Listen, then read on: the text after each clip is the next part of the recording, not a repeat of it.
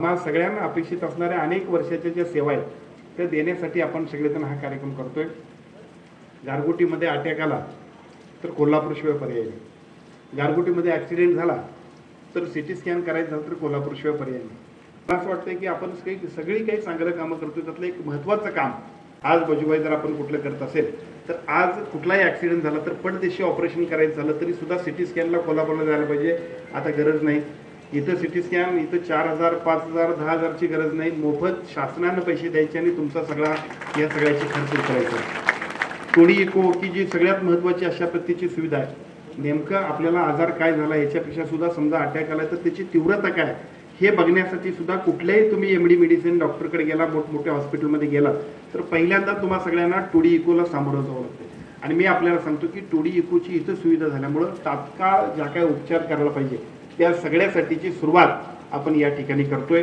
त्या दोन्ही सेवा लोकांच्या आरोग्याच्या दृष्टीने अगदी 11th आवरला ज्याला म्हणतोय गोल्डन आवर्समध्ये ज्या सुविधा आपल्याला द्यायला पाहिजेत त्यासाठी खूप महत्त्वाच्या होत्या, पण ह्या मोठ्या शहरांमध्येच आपण द्यायचं।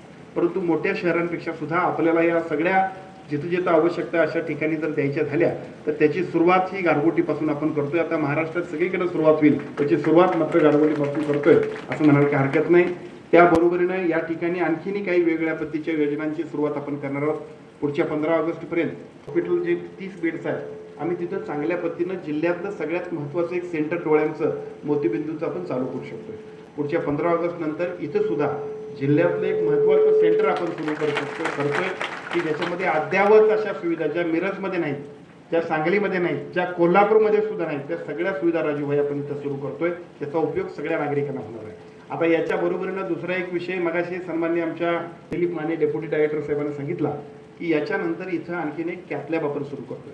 म्हणजे एन्जिओग्राफी, एन्जिओप्लास्टी, टोडी इको झाल्यानंतर सुद्धा ज्या गोष्टी करायला पाहिजे त्या सगळ्या गोष्टी इथंच करण्यासाठी कॅथलॅबला सुद्धा आपण मंजुरी घेतली। पुढच्या 15 ऑगस्ट नंतर त्याही कामाच्या सुरुवातीला आपण जाणार आहोत की ज्याच्या माध्यमातून भविष्य काळामध्ये कोल्हापूर नंतर गडिंग्लजच्या पाठोपाठीनं गारगोटी सुद्धा मेडिकल हब व्हायला पाहिजे अशा पद्धतीचं काम आपण सगळेजण करणार आहोत। या सगळ्या सेवा ज्यावेळी मोफत होतील त्यावेळी एका बाजूला आमच्या इन हाऊस आमचे डॉक्टर्स आहेत ते सगळेजण इथे येतील, ते सगळ्या सेवा देतील आणि विशेषतः प्रायव्हेटवाले डॉक्टर सुद्धा जे असतील ते सुद्धा त्यांच्या पद्धतीने त्यांनी जर काही चांगल्या पद्धतीने इथं सेवा द्यायच्या झाल्या तर पहिल्यांदा कुठलाही एमडी मेडिसिन काय म्हणायचा की टोडी इको पाहिजे, बाकी सगळं पाहिजे, मग ते ग्रामीण भागात कसं मिळणार, तर ते आपण सगळं द्यायला हवं।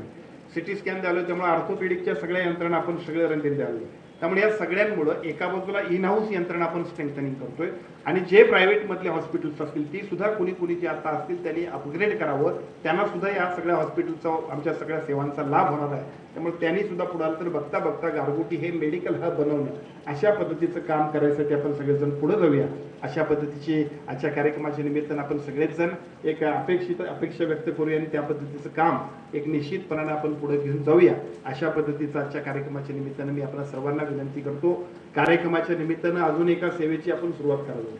आपल्या सगळ्यांच्यासाठी दुसरा मुद्दा असा आहे की आता समजा सिटी स्कॅन इथं झाला तर सिटी स्कॅन झाल्यानंतर परत आपल्याला ऑर्थोपेडिकसाठी कुठेतरी खाजगीमध्ये जावं लागतं। मला सांगायला खूप अभिमान वाटतो की सियाम नावाचं मशीन आहे आणि आमच्या तारळकर मॅडमला आणि डीडेला मी जॉब दिलेला आहे की आता पुढच्या टप्प्यामध्ये हिप आणि नी म्हणजे जे आता विशेषतः आपल्याला कोरोना नंतर ह्या सगळ्या सांधे रोपणाचा सुद्धा खूप अवघड काम होऊन बसलंय आणि मग मला इतका ताप होतोय की प्रत्येक वेळा अगदी आमच्या रवी गुप्तेच्या आईची ऑपरेशन करायचं होतं तर पुण्याला, मुंबईला मोठमोठ्या हॉस्पिटलमध्ये आम्ही विनंती करत होतो। आता सगळ्या महाराष्ट्रातनं राहू दे पण कोल्हापुरातल्या सगळ्या लोकांनी सुद्धा हिप आणि नी रिप्लेसमेंटसाठी या गारगोटीच्या रुग्णालयात यायला पाहिजे।